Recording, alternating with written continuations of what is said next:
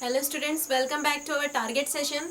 एक बार फिर से जो है आपके लिए न्यू वीडियोस जो है वो आए हैं और इस बार जो है बायोलॉजी से रिलेटेड कुछ इम्पॉर्टेंट फुल फॉर्म्स आपके सामने हैं जो कि हमेशा एग्जामिनेशन पॉइंट ऑफ व्यू से पूछा जाता है कॉम्पिटिटिव एग्जाम्स में।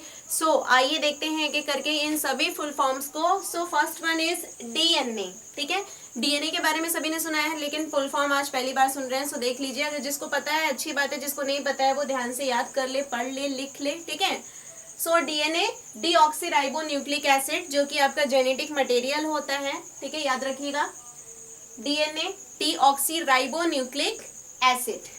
Second one is RNA.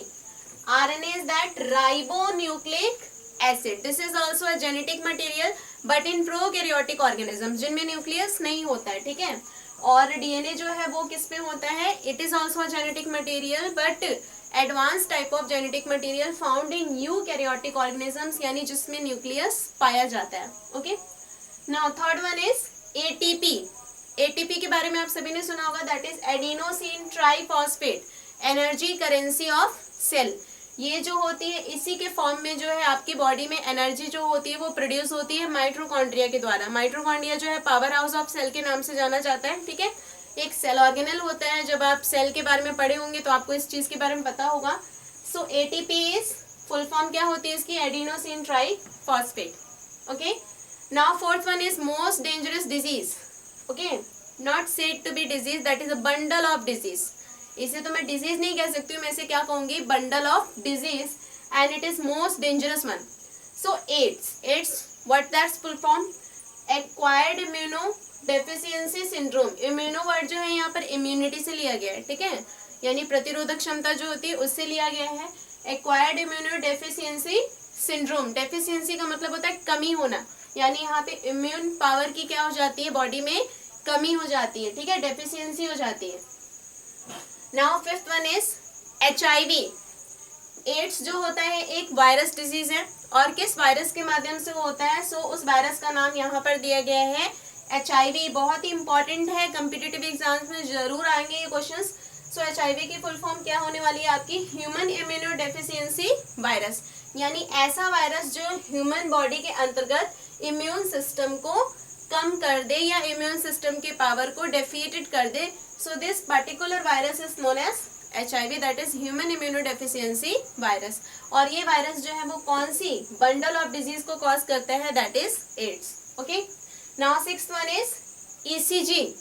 ECG के दो फुल फॉर्म्स होते हैं। जब आप हायर क्लासेस में जाएंगे या फिर आपको पता होगा तो आपको समझ में आएगा कि इन दोनों फुल फॉर्म्स का अलग अलग मतलब होता है। ठीक है, सो फिलहाल के लिए दोनों फुल फॉर्म्स को आप ध्यान में रख लीजिए।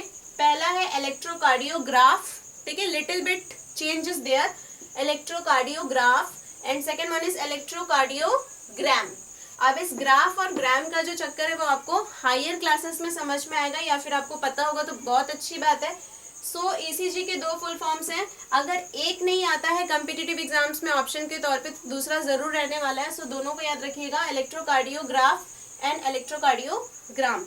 Okay, now seventh one, that is very easy, RBC and WBC। RBC is referred to red blood cell और red blood corpuscle, दोनों चीजें से बुलाया जाता है। ठीक है, and WBC is referred to white blood cells और white blood corpuscles। BOD, eighth one is BOD, that is biochemical oxygen demand। okay? इसे मैं जो है बायोलॉजिकल भी बता सकती हूँ, बायोलॉजिकल ऑक्सीजन डिमांड, दोनों तरीके से आ जाता है biological oxygen demand.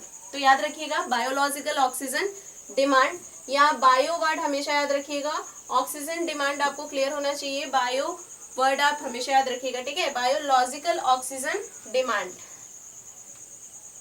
WWTP, that is waste water treatment plant, waste water treatment plant।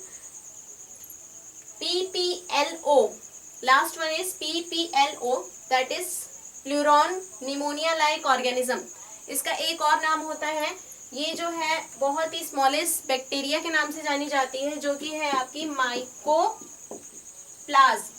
ठीक है, mycoplasm. Okay, so this are the essential full forms. ये बहुत ही इंपॉर्टेंट है आपके एग्जामिनेशन पॉइंट ऑफ व्यू के लिए। सो आज के इस टारगेट सेशन में इतना ही। देखते रहिएगा निकिता बायोलॉजी ट्यूटोरियल्स, और तब तक के लिए bye, take care and be study.